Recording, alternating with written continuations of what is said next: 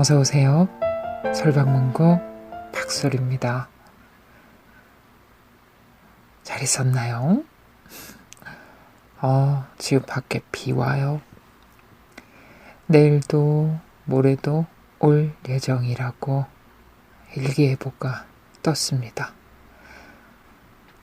어른들이 가을 장마라고 얘기하더라고요. 벌써 가을.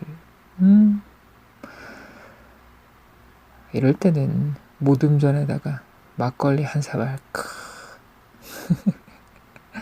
그리고 친구들과 시시껄렁한 농담하면 딱 좋을 그런 날인데, 그쵸?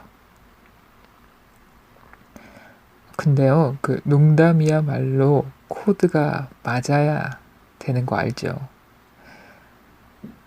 그리고 글을 읽다 보면은 글도 마찬가지라는 생각이 듭니다.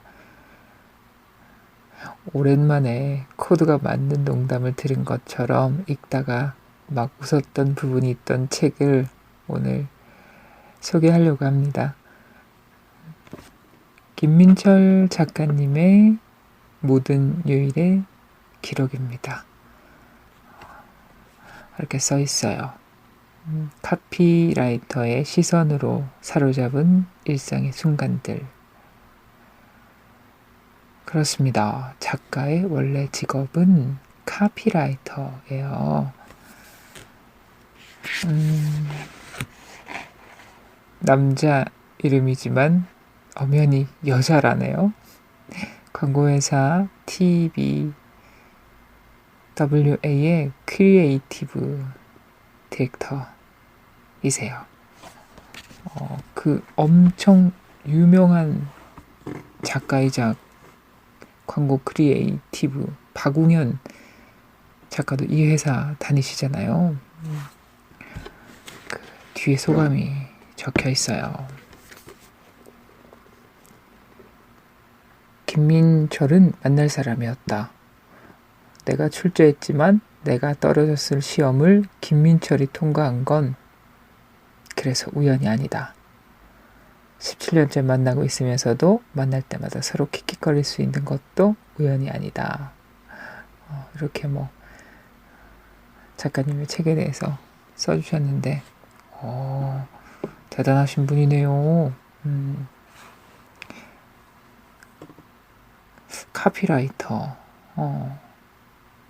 한 줄의 문장을 만들기 위해서 수백 개의 감각과 기억이라는 펜을 들고 일상을 기록하신다네요. 세상에 쉬운 일이 없습니다. 카피라이터 김민철 작가님이 어떤 시선으로 일상의 순간들을 포착하는지 읽어보겠습니다. 모든 독서는 기본적으로 오독이지 않을까? 낭만적 오해. 존재와 시간. 이런 책이 있다. 하이데거라는 독일 철학자의 책이다. 처음 듣는 사람도 있겠지만 어쨌거나 매우 유명한 책이다. 유명한 책이니까 한번 읽어봐야지 라고 쉽게 마음먹었다간 큰일 난다. 이건 기본적으로 읽으라고 쓴 책이 아니다. 철학 쪽에서는 이런 책이 꽤 있다. 대표적으로 칸트의 순수 이성 비판이 그러하다. 고등학교 교과서에도 나오는 책이지만 고등학교 선생님 중에서 이 책을 처음부터 끝까지 읽은 사람은 없을 것이라 확신한다. 졸면서 무슨 말인지 모르면서 꾸역꾸역 읽은 사람조차 거의 없을 것이라 확신한다. 절대 우리의 잘못이 아니다. 그건 순전히 칸트의 잘못이다. 설상가상으로 번역서를 펼치면 한자가 반이다. 결과적으로 독일어로 된 칸트의 책도 한국어로 된 칸트의 책도 우리 능력밖에 체계된다. 솔직히 말하면 칸트도 우리 같은 사람들이 읽으라고 그 책을 쓴 건 아니라고 생각한다. 존재와 시간도 마찬가지다. 당신을 깔봐서 이런 이야기를 하는 게 아니다. 이 책이 처음 독일에서 출판되었을 때 이미 독일 사람들이 말했었다. 진짜 대단한 책이야. 근데 이 책 언제 독일어로 번역되지? 지금은 믿을 수 없지만 나에게 그런 때가 있었다. 대학생 때, 그러니까 한창 공부를 열심히 할 때, 평생 철학을 공부해야겠다고 생각했을 때, 그때 나는 존재와 시간을 읽겠다고 매주 한국 외국어대학교 선생님의 연구실에 찾아갔었다. 외대 앞에 낡은 건물에 있던 그 연구실에 주말이 되면 사람들이 6-7쯤 모였다. 모두 존재와 시간을 읽고 싶다는 불가해한 꿈을 지닌 사람들이었다. 그들을 상대로 선생님은 성실히 강의하셨다.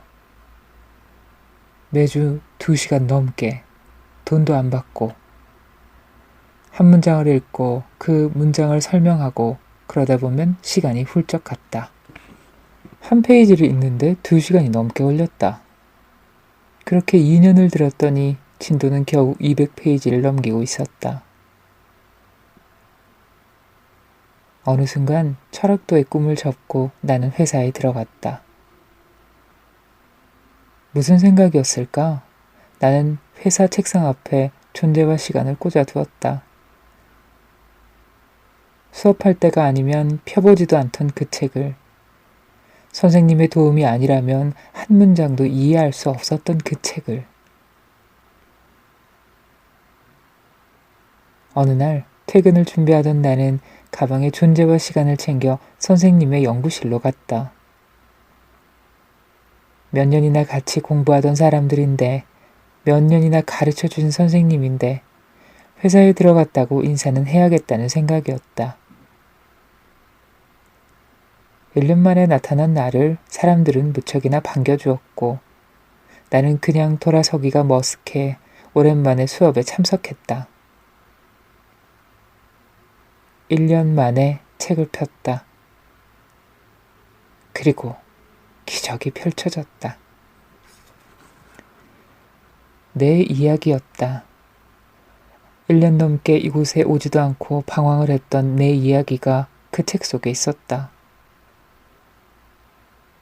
50군데도 넘는 곳에 입사 원서를 내고 떨어지고 연락 오는 곳은 한 군데도 없고 울고 남자친구와 헤어지고 그 와중에도 계속 원서를 내야 했던 나의 지난 시간이 고스란히 적혀 있었다.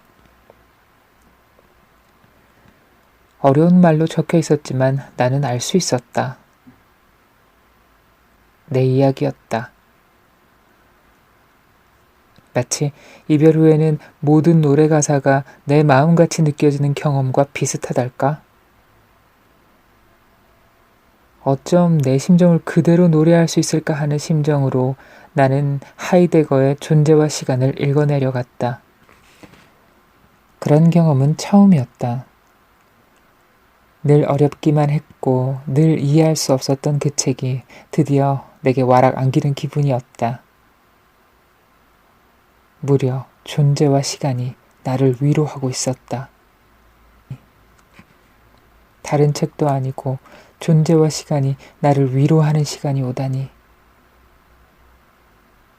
오만해진 나는 속으로 생각했다. 역시 경험의 폭이 넓어진 만큼 책이 읽히는구나. 그러고는 그걸로 끝이다. 존재와 시간은 다시 내 책꽂이에 감금되었다. 존재와 시간은 다시 내 책꽂이에 감금되었다. 그리고 10년이 지났다. 하루는 남편과 이때의 경험을 이야기하다가 신이 나버려서 해서는 안 될 일을 해버렸다. 존재와 시간을 책꽂이에서 뽑은 것이다. 채 몇 장 넘기지 않고서 바로 깨달았다. 책을 뽑아서는 안 될 일이었다. 그냥 아름다운 추억으로 간직했어야만 했다. 존재와 시간을 볼 때마다 흐뭇한 기분으로 이 책과 내가 교감한 순간이 있었지. 그런 순간이 있었지라고 생각하고 지나쳤어야만 했다. 괜히 신나서 펼친 그 책의 문장을 나는 단 하나도 이해할 수 없었다. 이럴 수는 없었다. 나는 다급하게 구원의 문장을 찾기 시작했다. 마지막 수업에서 나를 감동시켰던 그 페이지를 펼쳤다. 그리고 나는 맥이 탁 풀렸다. 구원의 문장은 없었다. 모조리 불가해한 문장들 뿐이었다. 그러니까 10년 전 그날, 나를 그토록 감동시킨 그 부분을 살펴보자. 현존하는 그가 존재하는 한 언제나 이미 또는 언제나 여전히 자신을 가능성에서부터 이해하고 있다. 현존되는 그가 존재하는 한 언제나 이미 또는 언제나 여전히 자신을 가능성에서부터 이해하고 있다. 이 외에도 이해의 기획투사 성격은 이해가 그리고 기획투사하는 그것을, 즉 가능성들을 그 자신은 주제로서 파악하지 않고 있음을 말한다. 그러한 주제 파악은 기획투사된 것에서 바로 그것의 가능성의 성격을 빼앗으며 그것을 하나에 주어져 있는 의도된 사실 요소로 끌어내리는 데 반해서 기획투사는 기획투사함에서 자신을 위하여 가능성을 가능성으로 앞에 던지며 가능성을 존재하도록 해준다. 이해는 기획투사함으로써 그 안에서 현존재가 가능성으로서의 그의 가능성으로 존재하는 현존재의 존재 양식이다. 이 구절만 봐도 알 것이다. 읽으라고 쓴 책이 아니라는 내 말이 과장이 아니라는 것을. 10년 만에 다시 이 구절 꺼내서 그때 내가 이 구절의 어떤 부분에 끌렸던 건지 열심히 찾았지만 아무리 봐도 알 수가 없었다. 마치 10년 전 집 나가 있던 남편이 돌아와서 우리 그래도 그때는 사랑했잖아 라고 말했을 때 그 말을 듣는 아내의 기분이었다. 뭐라고? 우리가 사랑했었다고? 우리가? 언제? 내가 그 남자를? 그 남자의 어느 구석을? 그러니까 그날 밤 내가 이해했다고 믿는 문장은 어쩌면 나의 철저한 오독에서 비롯된 일일 수도 있다.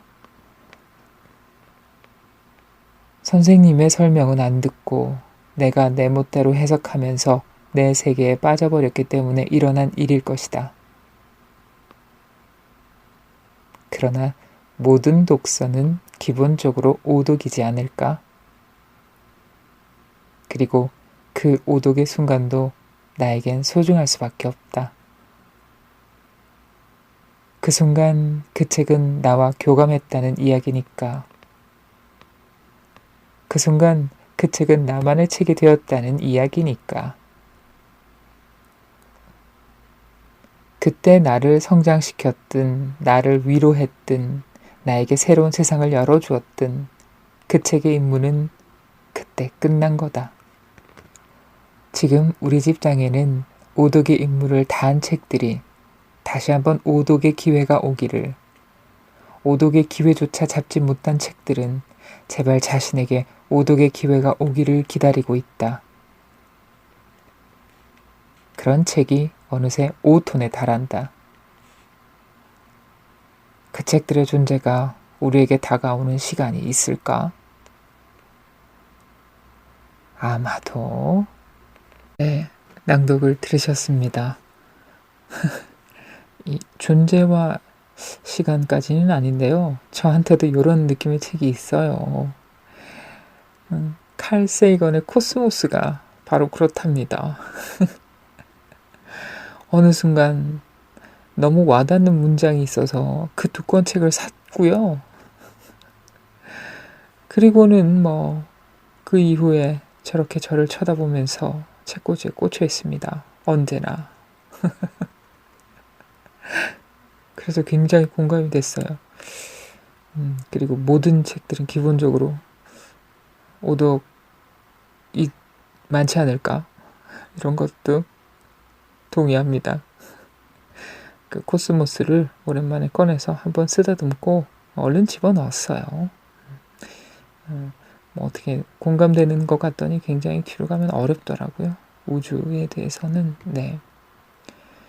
우주의 먼지 같은 존재라는 사실만 다시 자각하고 닫았습니다.